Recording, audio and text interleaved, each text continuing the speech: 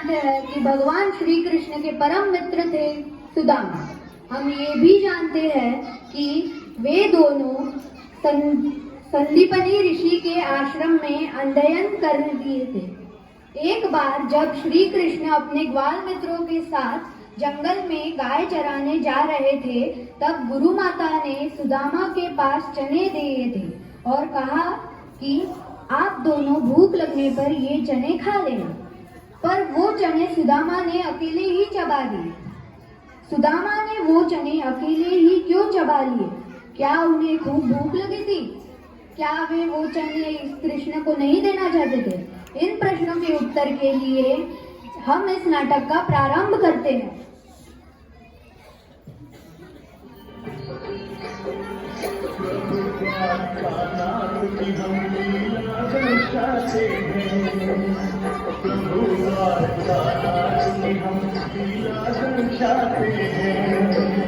कृष्ण सदा के जीवन की कथा सुनाते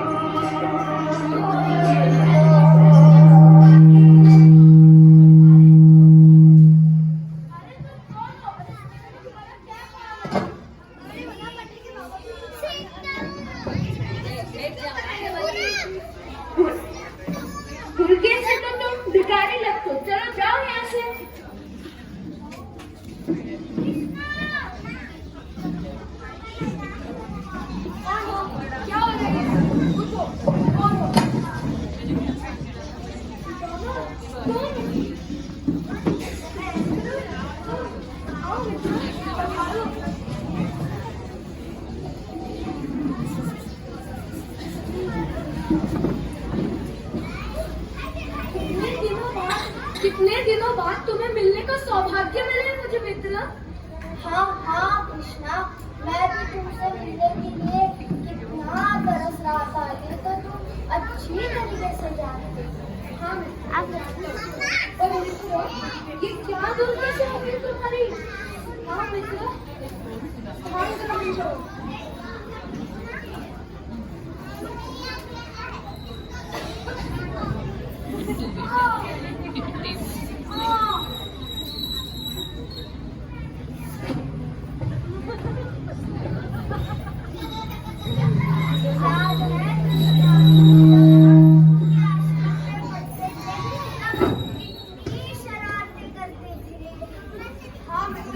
मुझे सब कुछ याद है, मैं कुछ भी नहीं भूली। अब मित्र तुम मुझे बताओ, अभी तक बच्चे सब कुशल तो है ना? हाँ हाँ, सब कुशल है। हमारी भाभी ने तुम्हारे लिए चावल भेजे हैं। कहाँ है चावल मित्र? कहाँ है चावल? कहाँ है?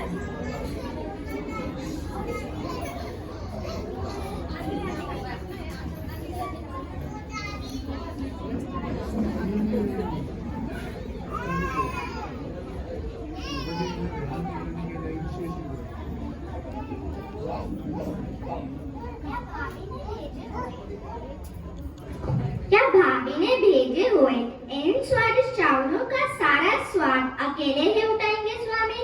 हमें भी तो ये सुख उठाने का अवसर दीजिए। ठीक है रुक्मिणी, तुम सही कह रहे हो।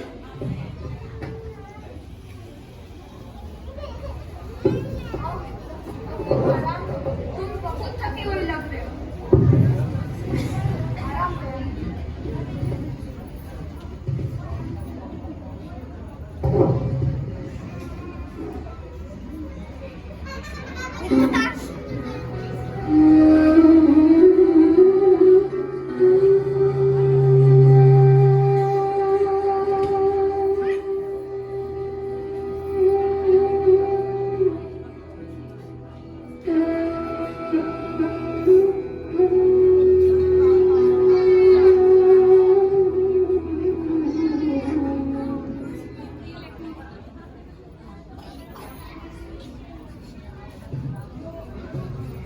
स्वामी, आज आपका व्यवहार बहुत ही विचित्र प्रतीत हो रहा है। आप जो इस संसार के बड़े से बड़े सम्राट द्वारका आने पर तनिक भी प्रभावित नहीं होते,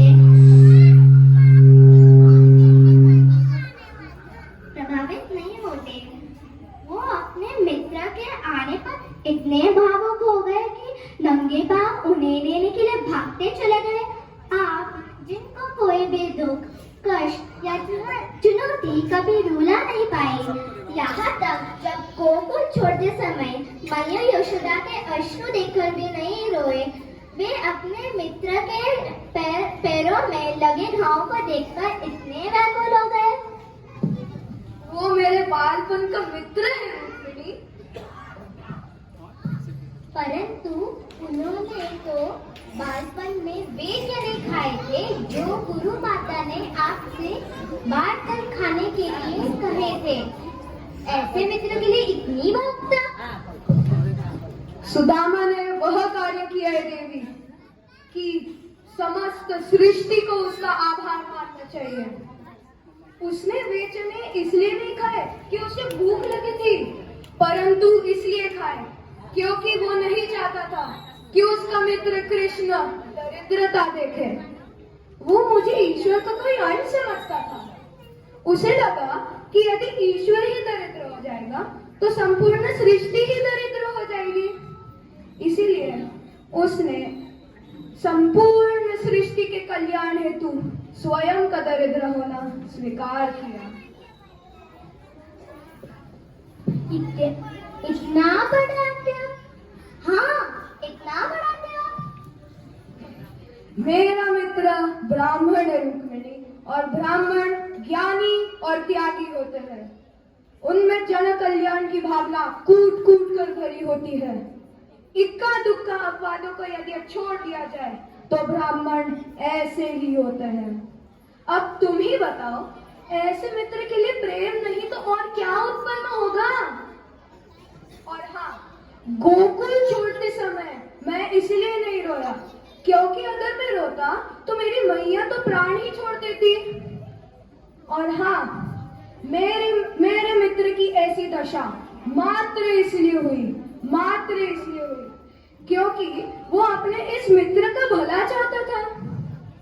पता है रुक्मिणी, परिवार छोड़कर और किसी ने इस कृष्ण का इतना भला नहीं चाहा। लोग बात तो मुझसे उनकी भला करने की अपेक्षा रखते हैं। बस सुदामा जैसे मित्र ही होते हैं जो अपने मित्र के लिए स्वेच्छा से दरिद्रता एवं कष्ट का आवरण ओढ़ लेते हैं। आओ सुदामा, आओ रुक्मिणी, आओ सत्यभामा, मैं आपको मेरे मित्र से मिलवाता हूँ। उठो मित्र, उठो। ऐसे मित्र दुर्लभ होते हैं और न जाने किन पुण्यों के फलस्वरूप मिलते हैं। अब यदि ऐसे मित्र को त्रिलोक की समस्त संपदा भी दी जाए तो भी कम होगा। मेरा सुदामा, मेरा सुदामा।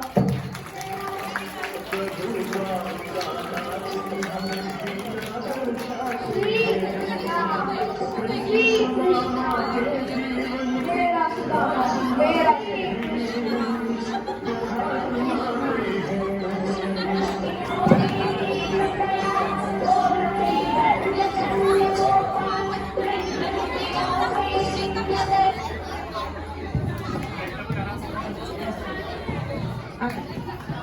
और सबसे पहले हाँ, तालियां जरूर बजाइए। तालियां बजाने से आपका भी एक्सरसाइज होगा।